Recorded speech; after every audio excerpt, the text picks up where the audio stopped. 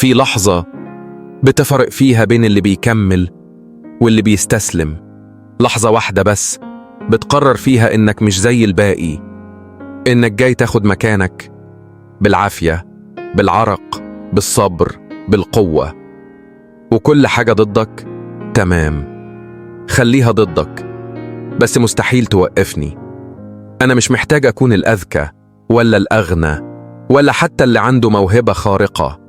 أنا محتاج أكون أكتر واحد مش هيرجع لورا. أنا اللي هكمل، أنا اللي مش هينام، أنا اللي هيوصل حتى لو قلبي بينزف. أنا محتاج أكون أكتر واحد جائع، جائع للنجاح، جائع للثبات. محتاج أثبت لنفسي قبل أي حد إني أستحق المكان اللي عيني عليه من سنين. لو حد بيصحى الساعة 6 أنا هصحى 5. لو بيتمرن ساعة أنا هتمرن 3. لو بيقرأ كتاب أنا هقرأ 4، مش علشان أكون زيه، علشان أدفنه وهو لسه بيحاول يبصلي من بعيد. الفرق مش في الإمكانيات، الفرق في الجوع، في التكرار، في الألم اللي بتستحمله وانت ساكت. في وقت مش هتلاقي فيه تصفيق ولا جمهور ولا حتى كلمة برافو، بس برضو تكمل. ليه؟ لأنك فهمت إن اللي في الضلمة بيتبني. العضلة، الإرادة، الصبر، كلهم بيتربوا في الزنزانة دي. زنزانة ما فيهاش غيرك وإيمانك. انت هتقوم في يوم تحس إنك نكرة، هتبص في المراية ومش هتعرف نفسك، وهنا الاختيار هيكون ليك: تكمل ولا تموت.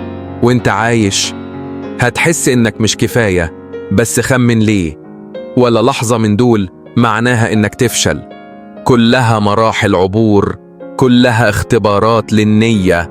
لو نيتك صافية هتعدي، ولو قلبك ميت هتوصل. الناس اللي بتكسب مش هم اللي مرتاحين، هم اللي تعذبوا أكتر. اللي فشلهم كان سبب مش نهاية. اللي وقعوا ووقفوا، اللي كل يوم بيتعامل كأنه يوم النهاية، وكل مرة بينتصروا على أنفسهم. النجاح مش صورة على إنستجرام، النجاح صرخة جواك بتقول أنا مش هسيب حقي.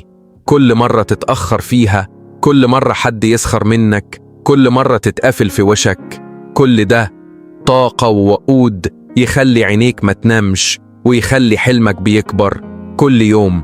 أنا مش هطلب الإذن، أنا هاخده. مش هاقف في الصف، أنا هكسره. أنا جاي علشان أكون الأفضل، مش علشان الناس تقول عليا جامد، لكن علشان أكون أنا نفسي. النسخة اللي ما كنتش بصدق إنها ممكن تكون موجودة. لو بتسمعني دلوقتي خد نفس عميق ووعدني بحاجة واحدة: إنك مش هتسيب نفسك تخرج من الحياة دي من غير ما تكون حققت كل اللي كنت بتحلم بيه. كل شيء، كل شيء لسه ممكن لو انت جاهز تبدأ دلوقتي. في الآخر مفيش بطل اتولد بطل، البطل هو اللي فضل يضرب لحد ما الحياة هي اللي انسحبت. انت جاهز ولا هتفضل تتفرج؟